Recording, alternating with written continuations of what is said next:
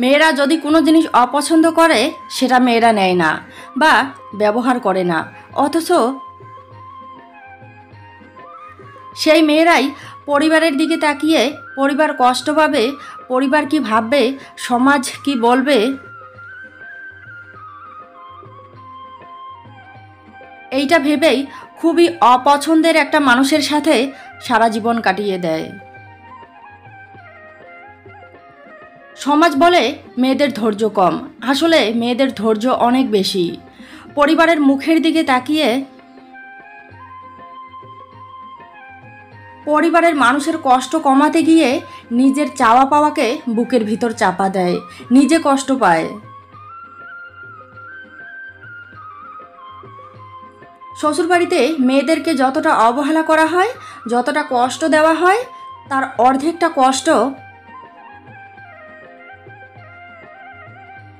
যদি একটা পুরুষকে দেওয়া হতো, তার অর্ধেকটা অবহেলা যদি একটা পুরুষকে করা হতো,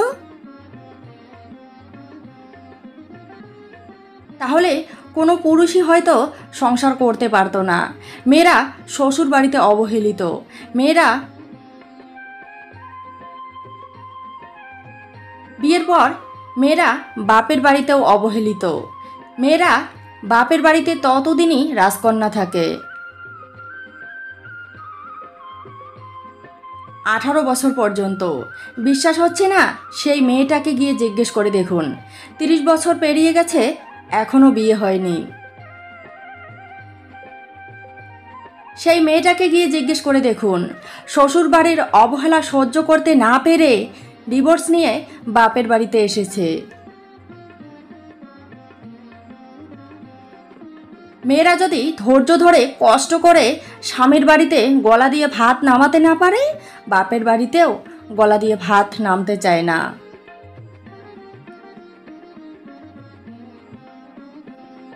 আসলে এটাই মেয়েদের জীবন। নিজের সুখকে বিসর্জন দিয়ে সারা জীবন অন্যের সুখের জন্য বাঁচতে হয়।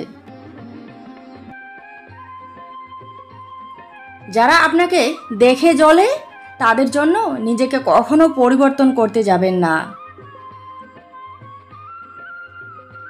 তাদের মন রক্ষার্থে নিজেকে ভালো রাখা, আনন্দে থাকা, নিজের সুখকে কখনো বিসর্জন দেবেন না।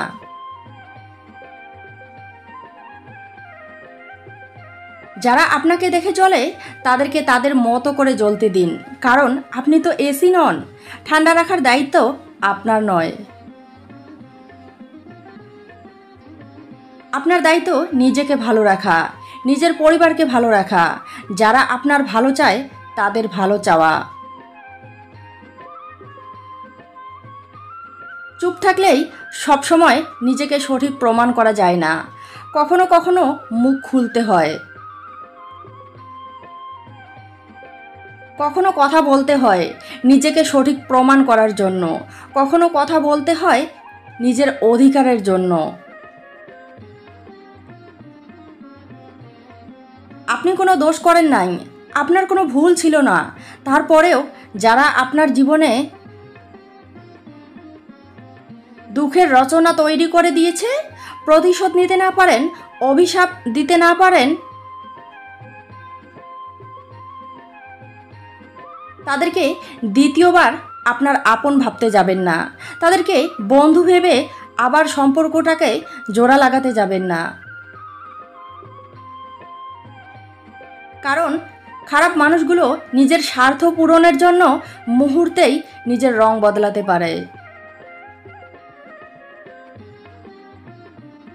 নিখুঁতভাবে আপনজনের অভিনয় করতে পারে, আবার দিন শেষে এরা আঘাতও করতে পারে।